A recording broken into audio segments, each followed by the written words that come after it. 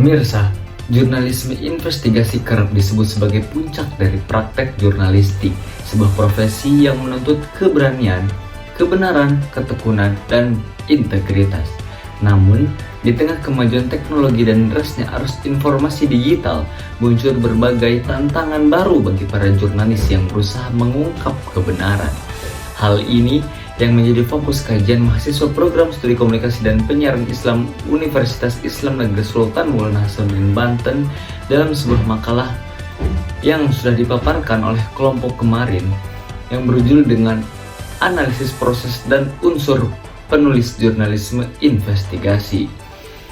Pemirsa, dalam penelitian yang disusun oleh kelompok 6 kemarin, mahasiswa angkatan 2023 mereka menyoroti bahwa jurnalisme investigasi tidak hanya sekedar melaporkan peristiwa, tetapi berperan sebagai pengawas sosial atau watchdog bagi masyarakat sejak era reformasi.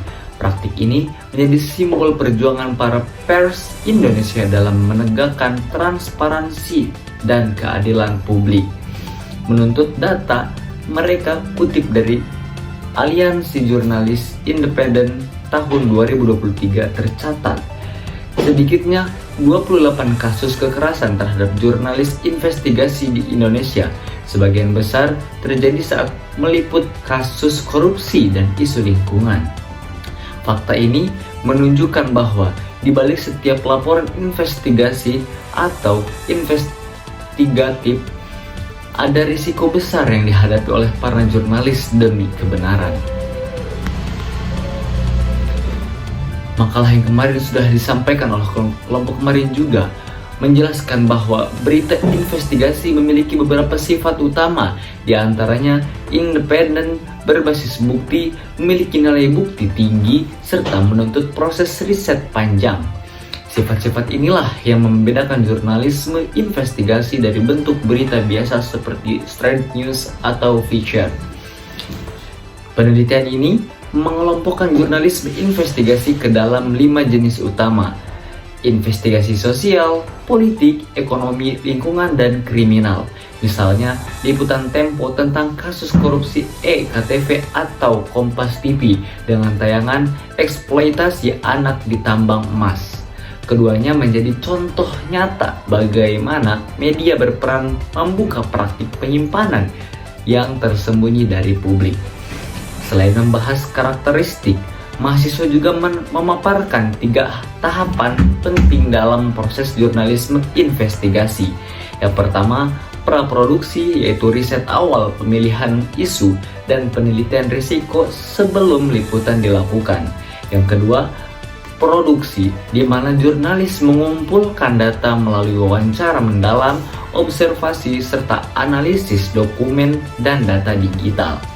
Dan ketiga, pasca produksi, yakni proses penyuntingan, pitching, dan uji hukum untuk memastikan berita dapat dipublikasikan secara etis dan akurat.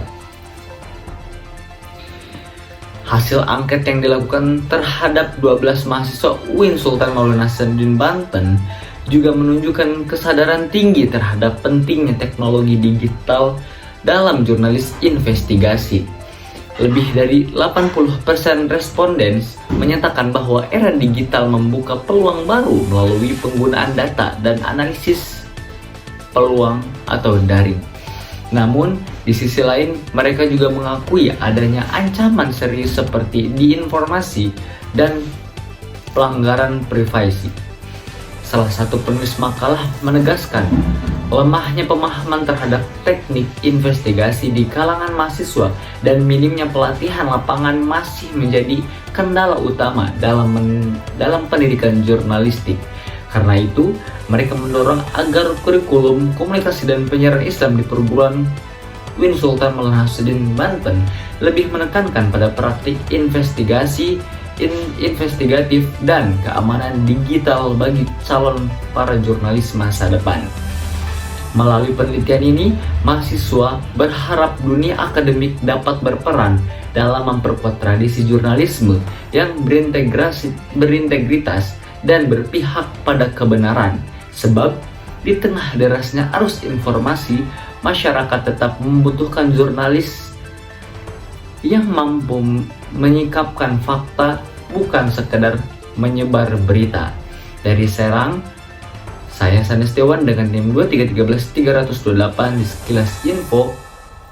Tim liputan Win Sultan Mansuruddin Banten melaporkan untuk Anda yang peduli pada jurnalisme yang membela kepentingan. Sekian dari saya.